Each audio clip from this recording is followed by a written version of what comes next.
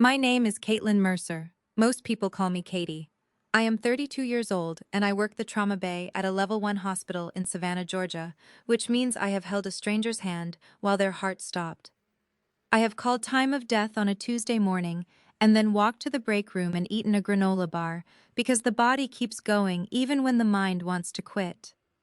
I have seen every flavor of human suffering that gets wheeled through an emergency bay, and I genuinely believed that made me harder to break. I was wrong, because nothing in 12 years of nursing prepared me for the morning. I woke up from emergency surgery, reached for my phone with an IV still taped to the back of my hand, and found 247 notifications waiting for me like a verdict. My mother had posted while I was under anesthesia. Not a prayer request. Not a vague ask for good thoughts. A full post photographed from the foot of my recovery bed with me in it. Gray as a February sky. A tube under my nose. My hospital gown slipped off one shoulder. And she had gotten the lighting right, because she always did, no matter what room she walked into, or what was happening inside it. The caption began with, "Our family is walking through an unthinkable loss tonight." It named the pregnancy I had told exactly one person about. It described the surgery in 2 sentences that were medically vague and emotionally precise. And then, because grief apparently pairs well with retail, it ended with a discount code for an essential oil brand. Hearth 20, if you want 20% off the candle that was burning while my mother announced my loss to 80,000 strangers. My coworkers had seen that photo. The nurses I hand instruments to the residents. I trained the charge nurse who had covered my shift when I got wheeled in from the supply corridor where I had folded over a cart at hour 6. They had all seen me like that before I had seen myself. And Luke, my Luke, was 30,000 feet over the Gulf of Mexico on a helicopter transfer to an offshore rig. His phone locked in a signal dead zone, unreachable in the 1 hour of his entire life. I needed him on the ground. He found out we had lost the baby from a push notification on his phone, not from me, from my mother's shopping page. When the door to my recovery room opened, Loretta Mercer walked in carrying gas station flowers and wearing the expression of a woman coming home from a very good church service. "Honey," she said, her voice warm and round as a dinner bell. "The response has been incredible. People are really connecting with this. You're helping so many women just by letting them in." My hands were shaking so hard the IV line trembled against my skin. My throat felt like gravel, and every word I had ever known arranged itself into a single sentence. "Take it down," I said. "Right now, take it down." She patted my leg through the hospital blanket the way you pat a child who doesn't understand something yet. "Sweetheart, it's already reached 90,000 people. If I delete it now, it looks like we're hiding something. There's a narrative to consider.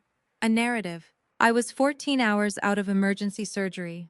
I had lost a pregnancy and 1 fallopian tube and a future I had been quietly building in secret for 11 weeks. And my mother was standing at the foot of my hospital bed talking about narrative. That was the night I understood that there was no version of me awake or unconscious, whole or bleeding, that my mother would not find a way to use. And that understanding did not come quietly. It came like a monitor flatlining one long, clean, certain tone. My family calls what happened next abandonment. I call it survival. And the difference between those two words is exactly what this story is about. Welcome to Calm Drama Stories. If you have ever had to protect your peace from someone who called it abandonment, pull up a chair. This one is for you. Drop a comment before we get into it and make sure you subscribe so you do not miss what happens next, because what happened next, I still have trouble saying out loud. To explain any of this, I have to take you back to Franklin, Tennessee, and a red brick house on a street lined with dogwood trees where breakfast got cold every single morning of my childhood. Not because we were poor, not because my mother was neglectful, but because the light was never quite right until it was, and nothing on that table moved until Loretta Mercer said it could. My mother had been an art teacher before the blog, which meant she understood composition the way other women understood recipes. She knew where the eye traveled first. She knew how to make a ceramic coffee mug look like a feeling. In 2008, she started the Southern Hearth as a home lifestyle page back when that meant photographing casseroles and fall wreaths for an audience of maybe 40 people, most of them relatives. Then the follower count started climbing, and our home quietly became a set. I was 8 years old when I first understood that our family had two versions of itself. There was the version that actually lived in that red brick house, the one where my dad Darren came home from the machine shop with grease still under his fingernails and fell asleep in his recliner before 8 o'clock. And then there was the version that existed on screen, warm and golden and perfectly imperfect, in the way that made strangers in Ohio feel like they knew us. I had two wardrobes by the time I was 10, my real clothes and my shooting clothes. I learned the difference before I learned cursive. "One more, sweetheart," my mother would say, repositioning my chin with two fingers the way you adjust a lamp. "Just look toward the window. Give me that smile." My dad would be standing somewhere behind her, holding a reflector board he had built himself out of foam core and aluminum foil because you could not buy them in stores yet, not for regular people. He never complained. He never pushed back. He just held the board at whatever angle she pointed to and looked at the floor when I caught his eye, like the tiles had something important printed on them. I want to be fair here because fair matters to me professionally and personally. The Southern Hearth paid for my braces. It paid for summer camp and the new roof and the porch swing that nobody was allowed to sit on until it had been photographed from 3 different angles. My mother was not hiding in a bottle or spending our grocery money at a casino. She was right there every single day pointing a lens at us and calling it love. For a long time I believed her. Then I turned 13, and she published a post that followed me down every hallway of my middle school for an entire year. The title was "A Bright Side Guide to Raising Confident Girls." There was a photograph of me sitting on our bathroom floor, crying taken through the doorway I had not thought to close. She had written about my cramps in careful, empathetic detail. She had tagged a heating pad brand. The post performed as she liked to say beautifully. The 8th grade performed too. Boys left things on my desk for months. A well-meaning teacher pulled me aside to tell me how brave I was, and I wanted to crawl between the floor tiles and stay there until graduation. I fought back the way a 13-year-old fights. I tore the curtain she used as a backdrop off my bedroom wall. At 16, I refused to film a back-to-school video, sat on the stairs with my arms crossed while the sponsored backpacks waited in their plastic wrap like props on a shelf. My mother did not yell. She did something far more effective. She went quiet, and then she looked at me with those big, soft, wounded eyes and said, "That camera paid for your braces, Caitlin. It paid for this house. You would take food off our table over a little embarrassment." Her voice cracked on the last word. Her chin trembled, and my 16-year-old chest caved in under the weight of it because guilt fits a teenager like a second skin. My dad stood in the kitchen doorway the whole time, his coffee mug in both hands, steam rising between us. He cleared his throat once. That was all he ever gave me. The year I turned 15, my mother brought home a newborn and a new content calendar in the same week. My sister Clara arrived on a Thursday in late October, pink and scrunched and impossibly small. I held her in the hospital hallway, as far from the room as the nurses would allow, and I pressed my cheek against her warm little head and made her a promise in a voice too quiet for anyone else to hear. "They're not going to do this to you," I whispered. "I won't let them." Behind me through the window in the door, I could see my mother already holding her phone up, adjusting the frame and finding the light in a hospital corridor at 11 o'clock at night. I made Clara a promise I had no power to keep, and the only way I would ever break it was to leave. I left Franklin at 24 in a 10-year-old Civic with 4 boxes and a nursing license I had earned on night shifts and student loans. Savannah, Georgia smelled like salt water and old magnolias, and not a single person in that city knew what the Southern Hearth was. I found that out on my first day and nearly wept with relief in the parking lot of a Publix on Abercorn Street. I built a life there the way you build a wall. Brick by brick, deliberate and quiet. A studio apartment the size of my mother's pantry. A job in the trauma ICU that kept my hands too busy for grief. One single rule I had communicated to my mother in a text message so clear that a preschooler could have parsed it. No photographs of me. not tagged, not cropped into the background, not recycled from old footage on an anniversary post. She agreed with the gracious resignation of a woman doing me an enormous favor. Mostly, she kept it. I met Luke Vance at a friend's cookout 2 years in. He was a marine engineer who spent 3 weeks offshore on a Gulf rig and 1 week home, which meant he understood silence the way I did, as something earned rather than imposed. He learned about the Southern Hearth on our fourth date and responded by closing his phone face down on the table and asking me what I actually wanted for dinner. I loved him immediately and completely, and at a careful distance of about 3 steps. Here is the thing about building walls long enough. You stop noticing the people standing on the other side of them. Luke proposed on an ordinary Sunday morning with the ring in his jacket pocket, and I said not yet, and when he asked if it was him, I told him the truth. It was not him, and I could not explain 1 inch further than that, which was exactly the problem. My therapist, Dr. Judith Campbell, had an office on Bull Street with a fern she kept alive through sheer stubbornness and a way of asking questions that made you feel like you had walked into your own ambush. She had a theory about me that she delivered one Thursday afternoon with the patience of someone diffusing something. "You have turned yourself into a museum after hours," she said, setting her notepad on her knee. "Lights off, alarms on. You let people buy tickets, Katie. You just never let them pass the lobby." "That's a very poetic way to describe healthy boundaries," I told her. She smiled in the way therapists smile when they know they are right and are willing to wait. "Is Luke in the lobby or the parking lot?" I changed the subject. I was very good at that. What I did not tell Dr. Campbell, what I did not tell anyone, was that I had created a secondary account with no name and no photo, and twice a week I checked the Southern Hearth the way you check the weather in a country you have already fled. I told myself it was research. I told myself a lot of things. What I saw was my sister. Clara was 17 now, and she was the brand.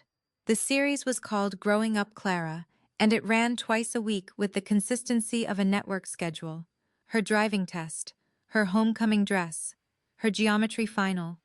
All of it lit and framed and captioned in my mother's voice, that warm southern lilt that made everything sound like a blessing even when it was not. I watched it the way you watch something you cannot look away from and cannot stand to see.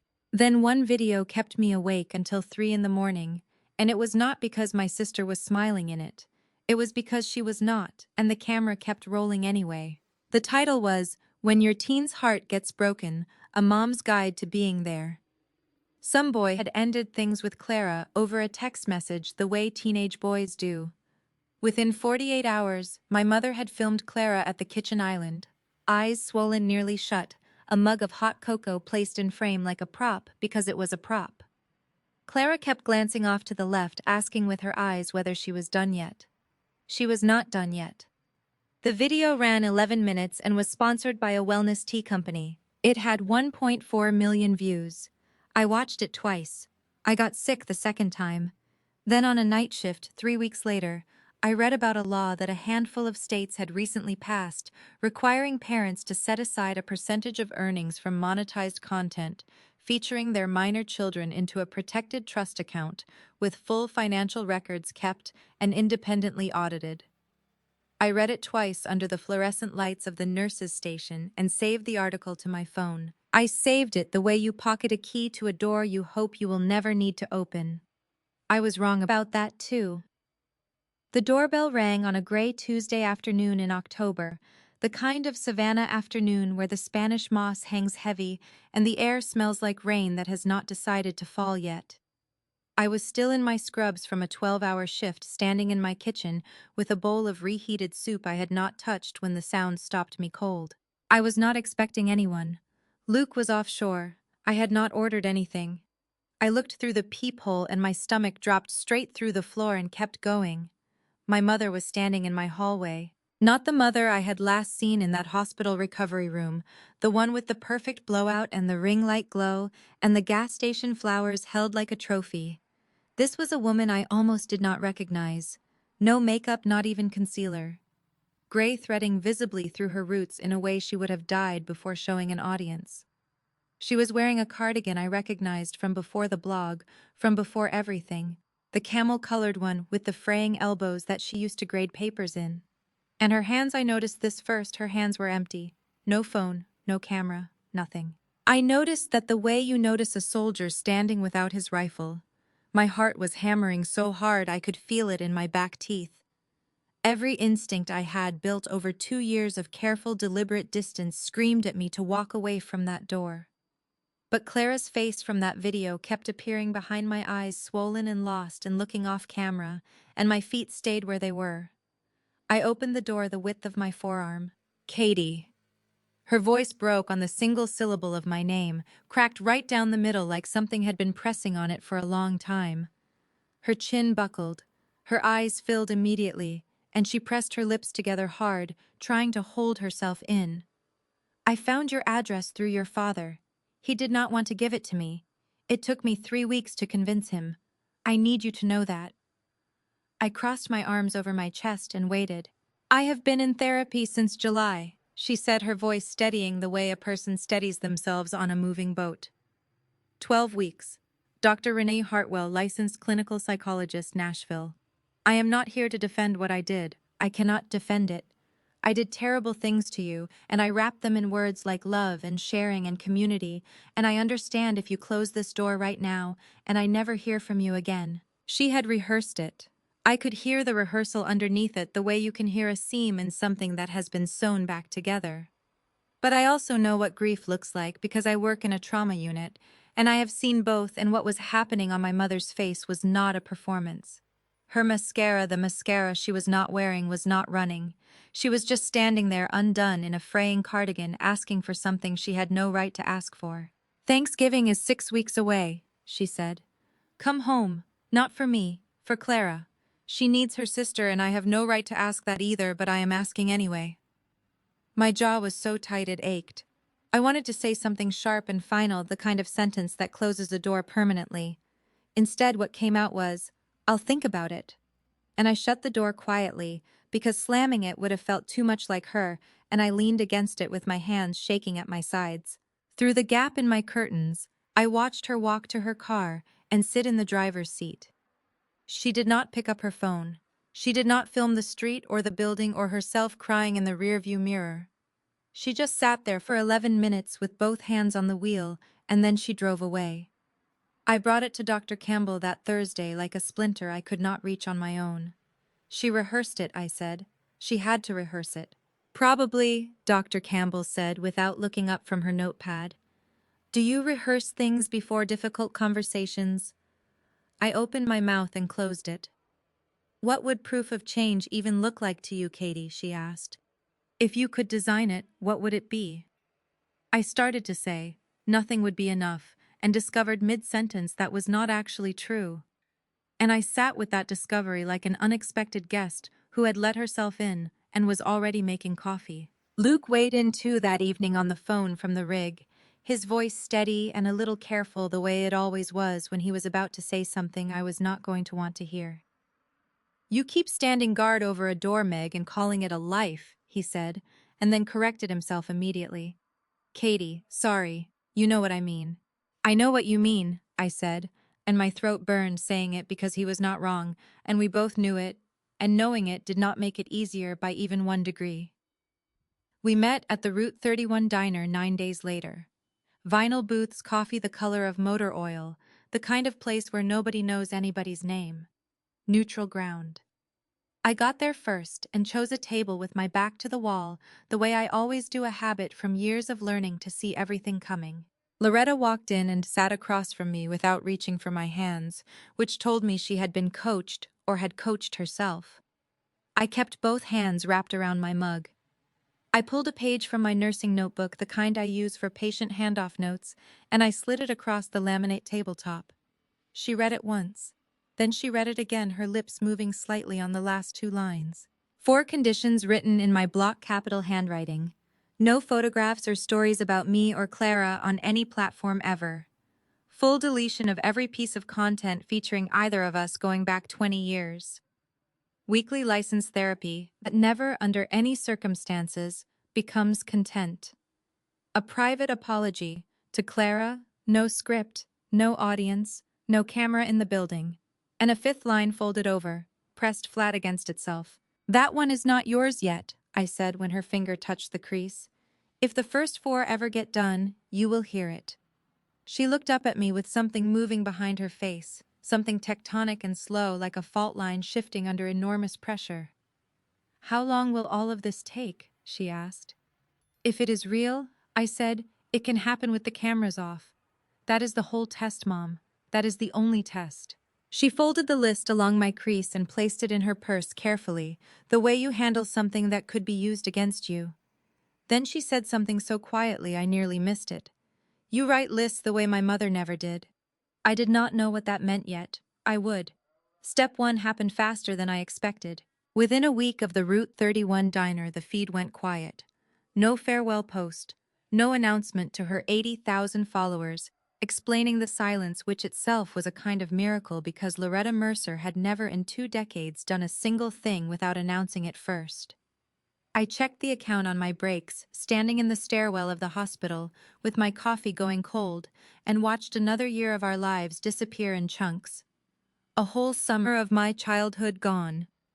Christmas 2014 gone. The birthday party where I turned 11 and had to reshoot the candle blowing 17 times until I got it right gone. I did not know what to feel watching her erase her life's work one square at a time. Relief, yes. And underneath it, something uninvited. A thin grief. I resented the way you resent crying at a movie you did not even want to see. We started Sunday coffee. Awkward formal 40-minute appointments at a diner halfway between Savannah and Franklin, because neither of us was ready to be in the other's space. She came early every time. She came without her phone, or if she had it, I never once saw it. One Sunday she sat down with her hands completely empty folded on the table in front of her, and I realized I had never in my adult life seen my mother's hands with nothing in them. Not a camera, not a phone, not a prop, just hands. It should have felt like progress. Mostly it felt like watching someone learn to walk after a long time in a cast. Then Loretta called on a Wednesday evening and said in a voice that was carefully neutral that she thought it might be good for Clara to spend a weekend in Savannah. That she had already spoken to Clara about it. That she would not be coming along. "I think she needs time with you that does not involve me managing the room," she said.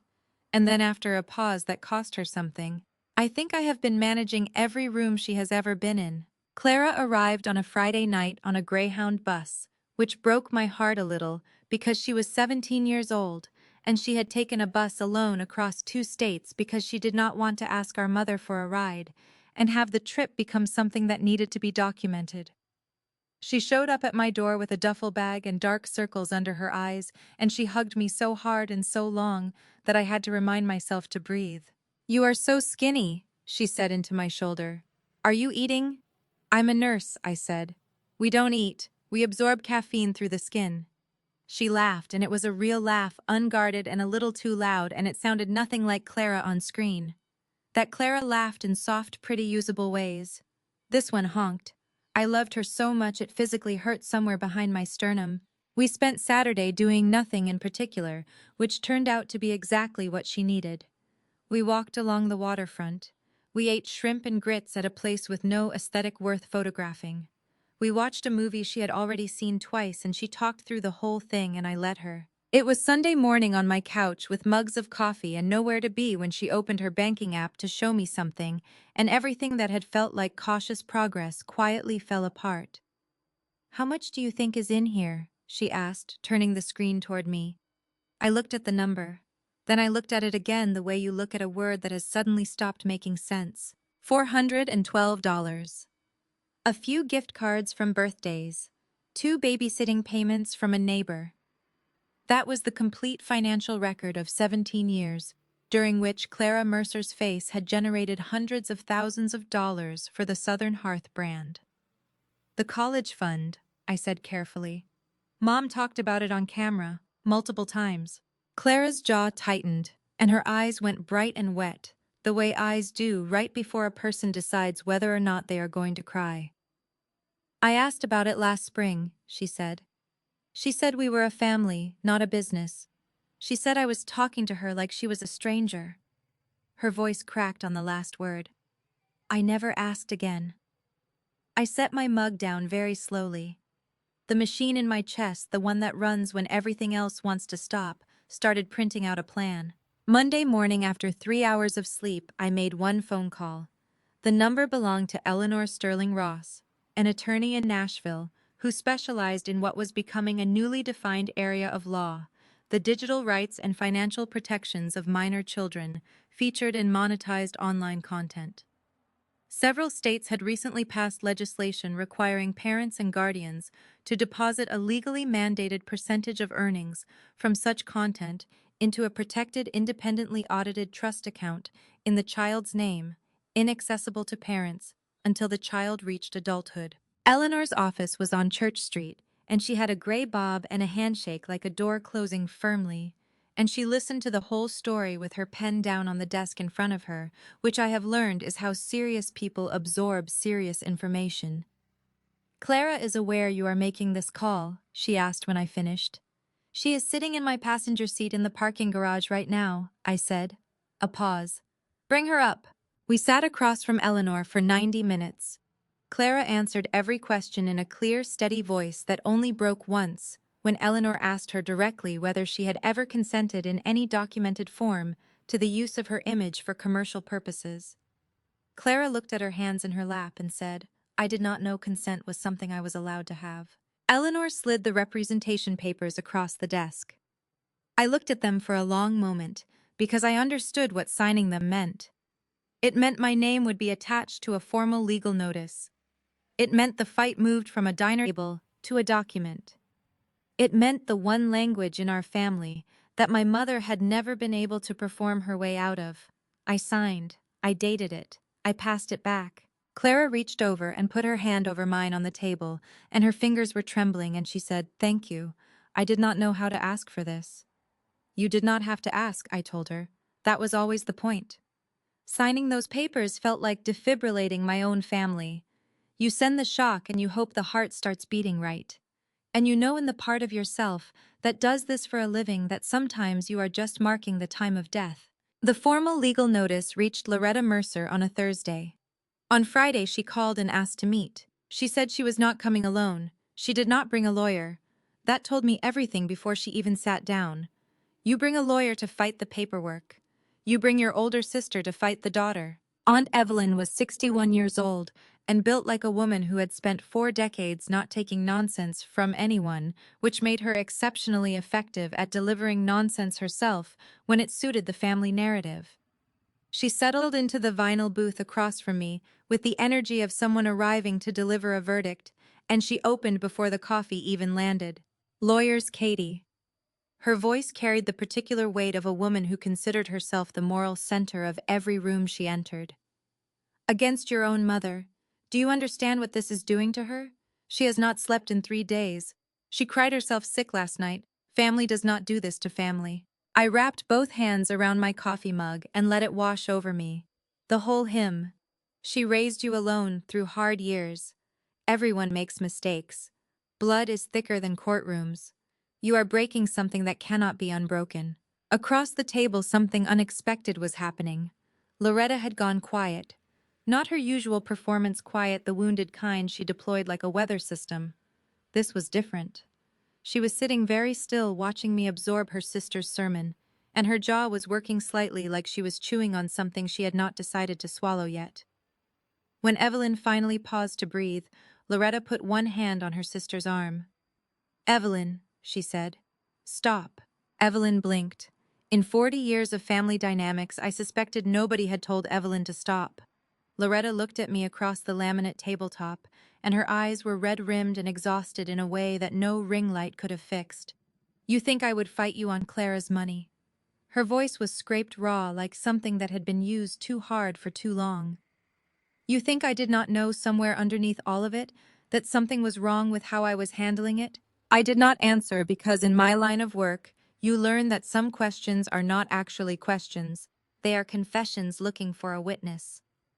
2 days later, Eleanor called me from her office. "Your mother's attorney advised her to slow down and negotiate," she said, and I could hear the careful neutrality of someone about to deliver surprising news. "She declined the advice. She signed the first full draft this morning, initiating every page. The trust account will be established in Clara's name within 30 days, independently audited, inaccessible until her 18th birthday. I was standing in the hospital parking garage, still in my scrubs, and I sat down on the concrete curb because my legs decided they were done. In my career, Eleanor said, parents who cooperate this completely this fast are about 1 in 20. I am obligated to tell you this is going well. I did not feel like it was going well. I felt like I was standing on ice that was making sounds I did not recognize. The following Wednesday, Eleanor called again. Her voice had a different shape this time, the kind of shape that makes your stomach drop before the words arrive. Sit down, she said. I need to show you something we found during the formal document request process.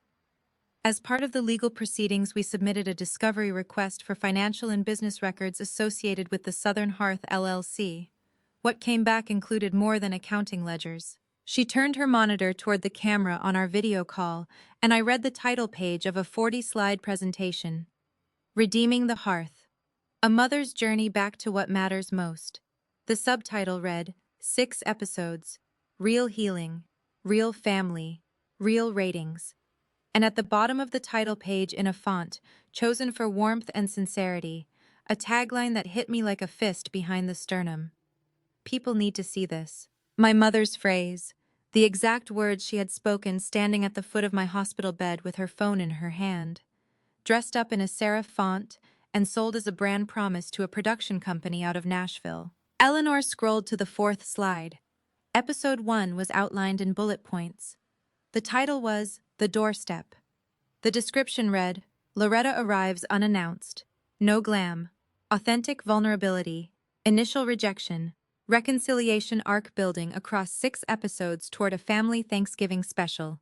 Sponsorship categories attached at the bottom of the slide.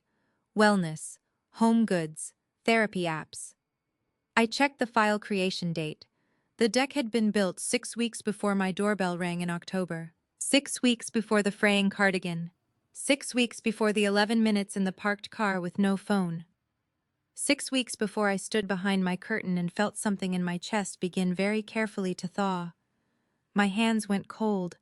My voice, when it came, was the voice I use in the trauma bay, when everything is going wrong, and I need everyone around me to stay functional.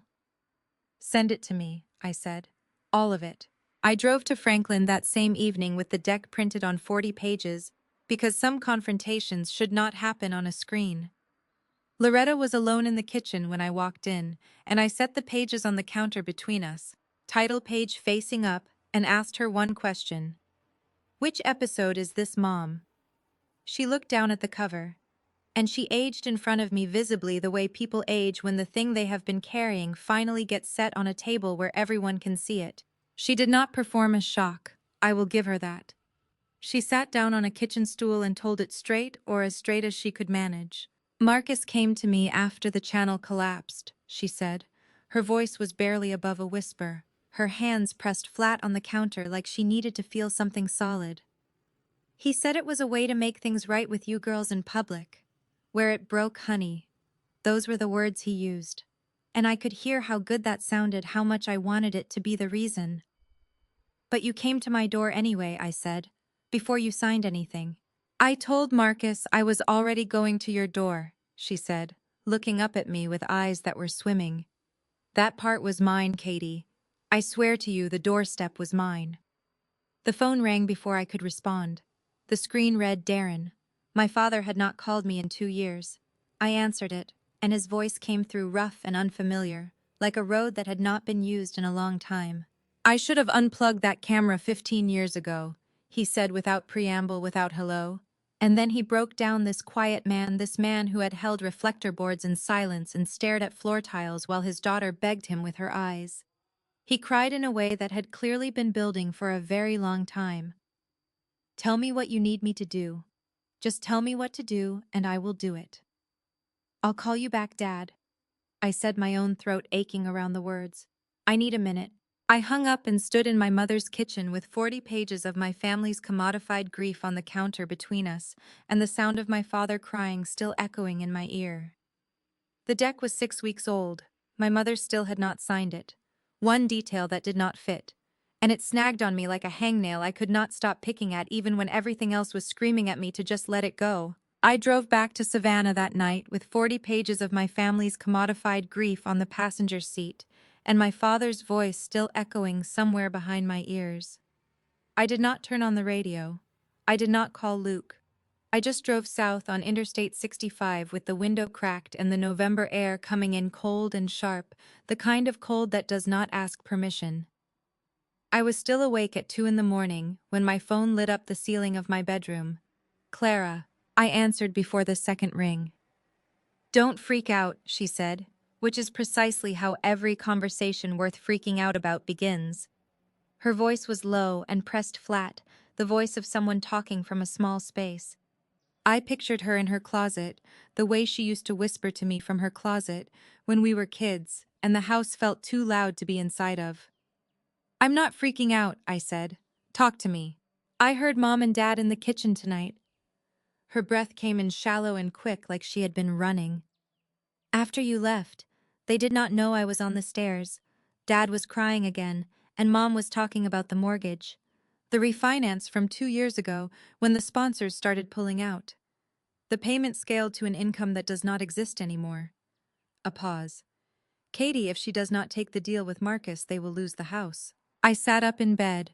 The dark of my bedroom felt very still. "And the trust," Clara continued, her voice dropping even lower. "The money she owes me. The legal fees. Marcus's deal covers all of it. Her attorney told her it covers everything." Another pause, longer this time, and what came next landed in my chest like something dropped from a height. "So maybe I should just do it. One season. I have been on camera my whole life. What is one more season, right? I can survive one more season. I survive one more season." I stood up from my bed and walked to my kitchen window and looked out at the Savannah street below, the Spanish moss moving in the dark, like something breathing, and I felt the wheel come all the way around. This was how the machine worked. It did not chase you. It did not drag you back. It simply waited until your family needed money, and then let love do the recruiting. "Clara," I said, and my voice came out steadier than I felt, because I had spent 12 years learning to sound steady when everything was falling. "You are not going to do one more season." "But the house, Katie. Mom and Dad have lived there for 20 years. "I know." My throat ached around the words. "Listen to me. The trust is already filed. Eleanor already has the paperwork. Whatever happens with Marcus and the house, that money is yours. Nobody can touch it. Do you hear me?" She made a sound that was not quite a word, something small and cracked and exhausted, the sound of a 17-year-old girl who had spent her entire life being told that her feelings were content and her tears were footage and her worst days were sponsorship opportunities. I pressed the phone harder against my ear. "Go to sleep," I told her. "I am going to figure this out." I did not sleep at all. By 7 in the morning, I was in my car heading north, not toward Franklin, but further deeper into Tennessee, up into the Cumberland Plateau, where the trees grow close to the road, and the cellular signal comes and goes like a bad promise. Evelyn lived in a stone house outside of Crossville that she had shared with her husband for 30 years until he passed, and she kept the place the way some women keep gardens, fiercely and without apology. She opened the door before I knocked, which told me she had been watching from the window. "I figured you would come eventually," she said, stepping back to let me in. The Evelyn at the diner had been armored and loud. This one was quieter, older, standing in her kitchen in a housecoat with a pot of coffee already made. "Sit down. You look like you drove all night." "Most of it," I said. She poured 2 mugs without asking how I took mine, the way people do when they have known you long enough to just know. She sat across from me at her kitchen table and wrapped both hands around her mug, and for a long moment the only sound was the wind coming off the plateau outside. "Tell me about her," I said. "Tell me about Mom as a kid, the real version, not the one she tells." Evelyn looked into her coffee. Her jaw moved, and then she got up without a word and went down the hallway and came back with a shoebox held in both hands like something fragile. She set it on the table between us and lifted the lid. Inside were photographs, maybe a dozen of them, covering my mother's entire childhood. 12 images for 18 years of a life. The house in the pictures was a farmhouse that leaned slightly to the left, the way things lean when nobody has had the time or money to straighten them. The yard was brown. The windows had plastic sheeting on two of them instead of glass. Your grandmother drank, Evelyn said without preamble or softening. Not mean drunk, disappearing drunk. She would be there, and then she would not be there, and you never knew which one you were going to get when you walked through the door. She touched the edge of one photograph with one finger. Girls in that house were supposed to be useful, not seen, not celebrated, just useful. I picked up the photographs one by one. Loretta at 5 squinting into sunlight in a yard with no swing set. Loretta at 8 standing beside a school bus with a backpack that was clearly too big for her body. Loretta at 12 in a church dress that was clean, but not quite right in the way things are not quite right when they come from a donation bin. Then Evelyn reached into the box and handed me the last one. My mother was 9 years old, standing at a county fair booth beside a pie she had baked herself.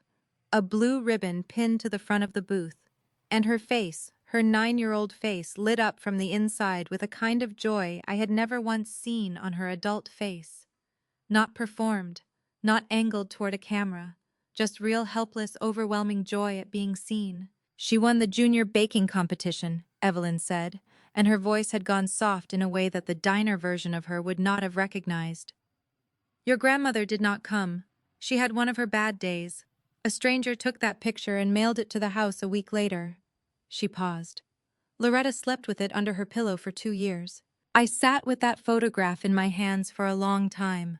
The fair lights behind my mother, the blue ribbon, the face of a child who had just discovered that someone somewhere had thought she was worth looking at. She was not selling us. I said not quite to Evelyn, not quite to myself. No, Evelyn said. She was giving you the only proof of love she had ever been handed, at full volume, forever. She picked up her mug. That does not make it right. I want to be clear that I know that. I know, I said. I sat in my car outside Evelyn's house for a long time afterward with that photograph in my head, and the plateau wind rocking the car gently, and Clara's voice from 2 in the morning still sitting in my chest. You can understand a person completely, I thought, and still refuse to live inside their wound. You can know exactly where a fire started, and still refuse to let it burn down what is left. I drove back toward Franklin with one card remaining in my hand, the 5th line, the one I had written for myself and folded flat against itself at the Route 31 diner, the one I had told my mother she had not earned yet. I thought maybe she had. The ring light was already set up when I walked through the front door of the Franklin house that evening. It was positioned in the corner of the den, angled toward the good couch, the cream-colored one my mother had purchased specifically because it photographed well against the exposed brick wall. The light glowed its particular shade of warm amber, and I felt something move through me that was not quite anger and not quite grief, but lived somewhere in the narrow space between them. That color, that exact color. It was the color of every Christmas morning I had grown up inside of, every birthday, every ordinary Tuesday that had been made to look extraordinary for an audience that was never us. Marcus Sterling rose from the armchair when I came in, extending his hand with the smooth, unhurried confidence of a man who had never once walked into a room and doubted his welcome. "Katie," he said as though we were old friends reconvening, "I am really glad you came. I think when you hear the full picture you are going to see this differently. How is handsome in the way that Nashville media people tend to be handsome, polished and warm, and carefully assembled wearing a blazer over a flannel shirt that said, 'I am approachable, but I also have a production budget.'" He had a leather portfolio under one arm, and the easy posture of someone who considered tonight a formality. My mother stood near the kitchen doorway, her hands clasped in front of her. She was wearing the camel cardigan again. I noticed the fraying one, and I did not know whether that was genuine or whether someone had advised her to wear it for continuity. She caught my eye and something moved across her face that I could not file anywhere, a look that was either warning or apology or both at once. My father sat in his recliner with his forearms on his knees, staring at the floor between his boots the way he had been staring at floors my entire life. Clara was on the stairs one step from the bottom, her arms wrapped around her own middle like she was holding herself together. Marcus opened the portfolio on the coffee table and walked me through it with the practiced ease of a man who had given this presentation before and expected it to land the way it always landed. 6 episodes. The trust is funded in full. Clara's college is covered. The house payments brought current. My face cleared of 2 years of public villain narrative restored in front of the same audience that had torn it apart. Honestly, Katie, he said, leaning forward with his elbows on his knees, dropping his voice to something confidential and warm. The public deserves your side of this. You have been cast as the daughter who abandoned her grieving mother for 2 years. Episode 1 corrects the record. Permanently. On camera. Forever. And I want to tell you the truth about what happened in my chest when he said that, because this story is useless if I am not honest inside it. I wanted it. For approximately 10 seconds I wanted it with everything I had. I saw the comments turning. I saw the sympathy card senders stumbling over their apologies. I saw 2 years of being the family monster handed back to me with interest. 10 seconds. Then I looked at the ring light. That warm amber halo in the corner of the room pointed at the couch where the reconciliation was scheduled to occur.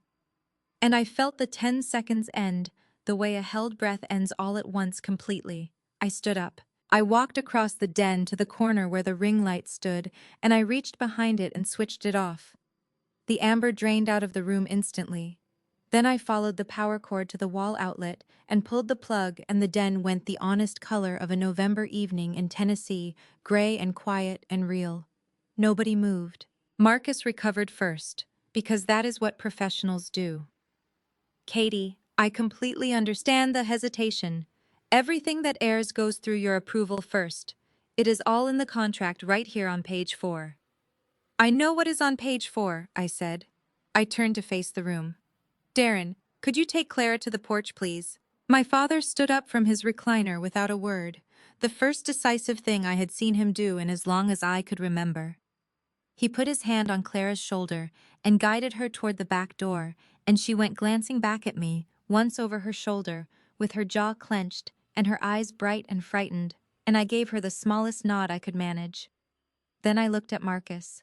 Avery's trust does not depend on your show, I said. It is signed. The claim is filed. Whatever happens in this room tonight, that part is already done. Clara's future is not a bargaining chip on this table. Marcus opened the portfolio anyway, because he was a professional, and professionals do not fold on the first objection. The network is prepared to move quickly. We could have Clara's portion in escrow within 30 days of signature, which, given the legal timeline your attorney has laid out, is actually faster than the trust disbursement would otherwise. Marcus. My voice was quiet and flat as a clinical assessment. I am going to ask you to wait on the porch with my father. He looked at me for a long moment. Then he closed the portfolio, picked up his blazer from the arm of the couch, and walked to the back door with the dignified unhurriedness of a man who was absolutely certain somebody else in this house would say yes before the night was over. The door closed. My mother and I were alone in the kitchen for the first time in more than 2 years. The overhead light was the yellow kind that makes everything look a little tired, and the hood vent above the stove hummed its low continuous note, and somewhere in the walls the house made the small sounds that old houses make when the temperature drops. I reached into my jacket pocket and unfolded the page from my nursing notebook. The 5th line, I said. You have earned the right to hear it. I set it on the counter between us. She looked down at it. Her lips moved slightly as she read, and then her hand came up to cover her mouth, and her shoulders started shaking, and she pressed the back of her hand against her lips so hard her knuckles went white. I had written 7 words. 1 hour. Just us. Cameras off. Let me in. Right now, she whispered, her voice barely functional, fraying at every edge. You mean right now? Right now, I said. No recording, no witnesses, no story you will ever be allowed to tell. Not to Marcus, not to a therapist on a podcast, not in a caption, not ever. What happens in this kitchen in the next hour belongs to no one but you. She nodded. She could not speak. So I told her about 11 weeks. I told her about the specific Tuesday night the supply cart, the way I knew before I could name it, that something was catastrophically wrong the way a nurse always knows. I told her about the lights above the operating table that I had stood beside 100 times and how different they looked from underneath. I told her about waking up to 247 notifications before anyone had told me whether I was going to be all right. I told her about Luke finding out in a rental car at 30,000 feet from a push notification on a shopping page. And then I told her the name.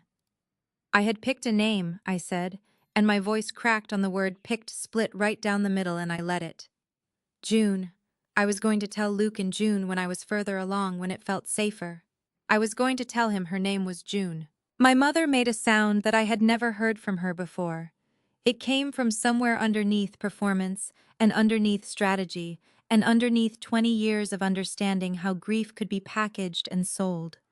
It came from the place that the 9-year-old girl with the blue ribbon had never stopped living in. Her whole face collapsed, and she pressed both hands over her eyes, and she wept in a way that had no angles to it, no usable light, nothing in it that could ever be made into content. "I am so sorry," she said over and over, her voice wrecked and wet. "I am so sorry, Katie. I am so sorry about June." The hood vent hummed. The house settled. Outside, a car passed on the road, and its headlights swept briefly across the window and moved on. After a long time, she lowered her hands. Her face was swollen and bare and honest in the way that faces are only honest when there is no one watching and nothing to perform for. She looked at me across the kitchen counter with an expression I recognized from the photograph Evelyn had shown me, the 9-year-old girl at the county fair, stripped of everything except the raw need to be seen. "But if no one sees it," she said, her voice barely a thread, "if I change and no one ever knows who is going to know?" I looked at her across the counter. "I will," I said. The two words landed in the kitchen the way two words can sometimes land, with the weight of everything that had led to them, every post and every boundary, and every night shift and every name that had never been said out loud until tonight. She stood there for a long time, breathing. Then she walked to the back door and opened it, and the cold November air came in, and she stepped out onto the porch where Marcus was standing with his portfolio and his production budget and his absolute certainty that someone in this house would eventually say yes. "Tell them no," she said. Her voice was hoarse and still and completely certain. "All of it. The show, the special, the deal. Tell them no." Marcus looked at her for a moment. Then he looked past her at me through the open door, and I saw the calculation happen behind his eyes, the rapid professional assessment of whether there was another angle, another approach, another member of this family who might still be persuadable. He found nothing he could use. "The market does not beg," he said, not unkindly, pulling on his blazer. "It replaces. Somebody always says yes, Loretta. That is just the reality of this business." He nodded at me once, a nod that was almost respectful, and walked to his car. We watched his taillights disappear down Franklin Street. My mother turned back toward the house, and her face in the porch light was wrecked and exhausted and more real than I had seen it in 20 years. She looked at me through the open door, and her chin went again, and she said the thing she had come all the way to my doorstep in October to try to say. "I did terrible things to you," she said, "and I called them love. And I'm going to spend whatever time I have left learning the difference. Let me give you the receipt. Catharsis without one is just a performance, and we have had enough of those." The Southern Hearth channel went fully private within 72 hours of that November evening in Franklin. Not deactivated, not gradually wound down with a farewell post explaining the silence. Private. All of it.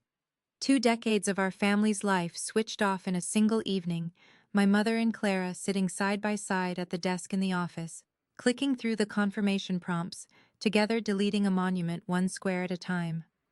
Clara told me later that their mother had cried the whole way through, not dramatically, not in a way that required an audience.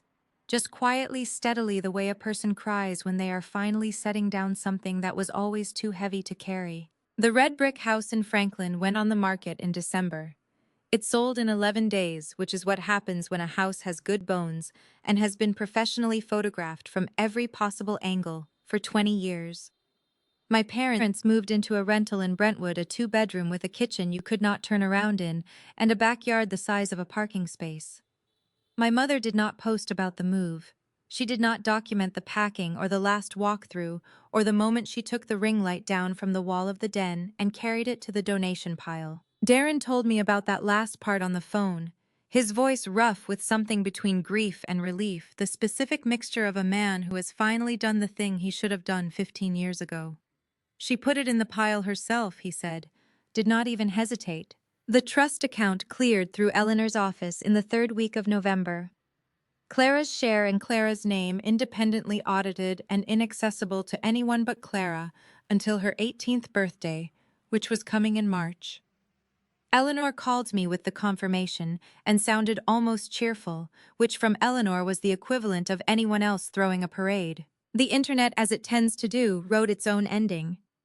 A creator forum decided that the controlling oldest daughter had forced her repentant mother offline, and that version of me is still out there somewhere, permanent and uncorrectable, wearing my name. I never responded to it.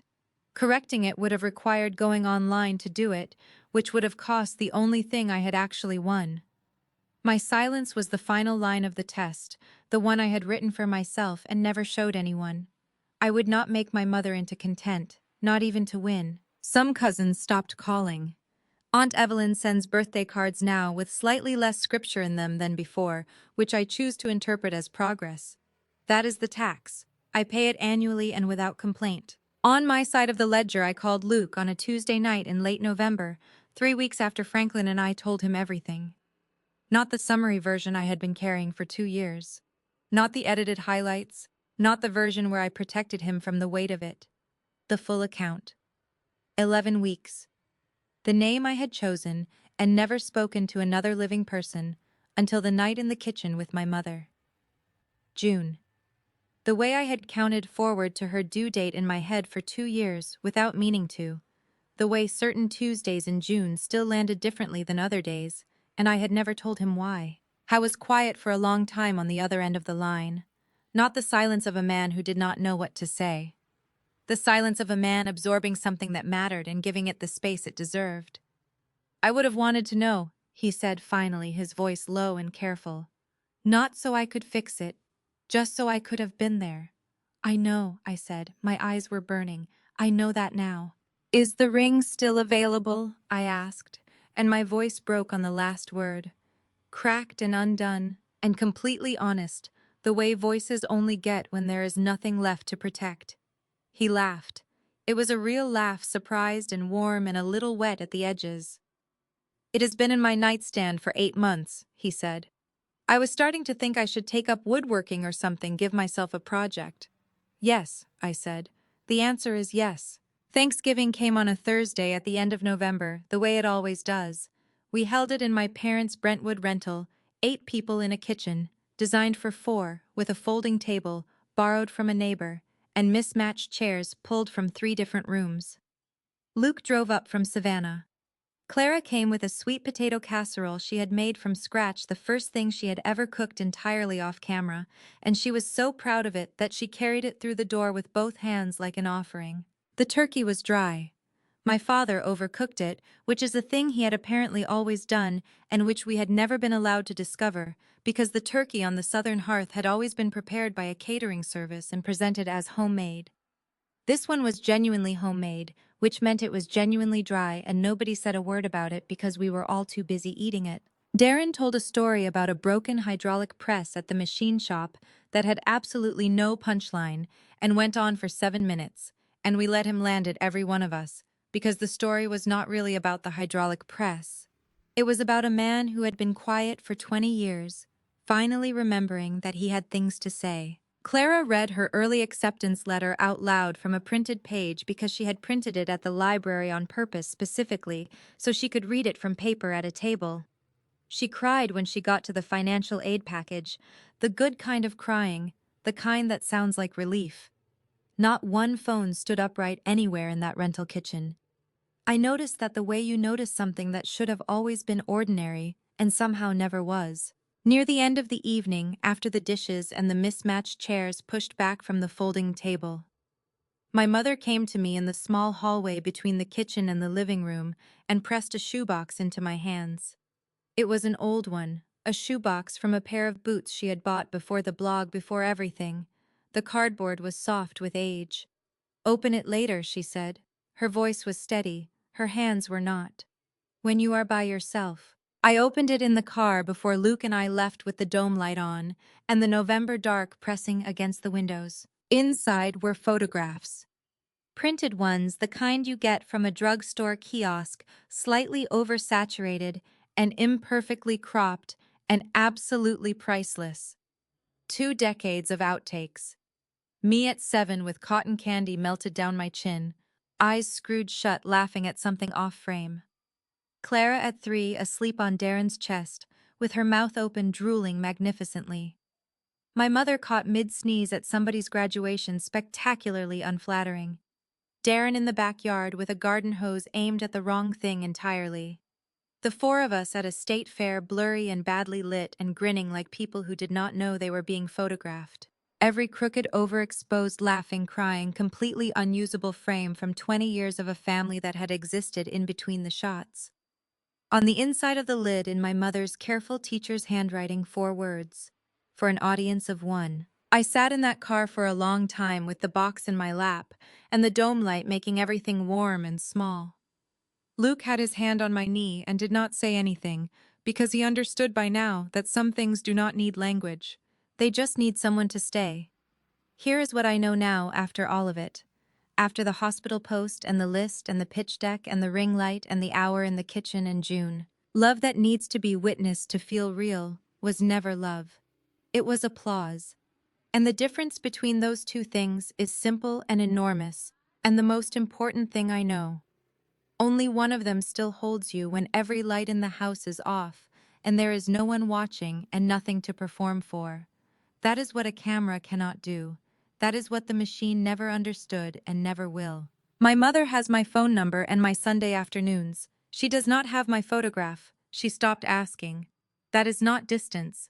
That is the contract renewed each week by both of us in a diner halfway between her life and mine, with the phones face down on the table and nothing to prove to anyone. Clara starts college in the fall. She is writing her application essays about growing up on camera, her version in her words. And the first time she let me read one, I had to pull over on the way home from the coffee shop because I was crying too hard to see the road. The girl can write. And for the first time in our family's history, the person telling the story is the person who lived it. This is my story. One photograph taken without consent. One handwritten list. One ring light unplugged for good. If someone in your life keeps performing change instead of living it, maybe it is time to ask them for 1 hour with the cameras off. You might be surprised by what you hear in the quiet. And if this story felt familiar, if it landed somewhere you did not expect, share it with someone who needs it today. Drop a comment and tell me what you would have done. Subscribe so you do not miss what comes next, because there is always something that comes next, and I would rather face it with you in the room. I will see you in the next one.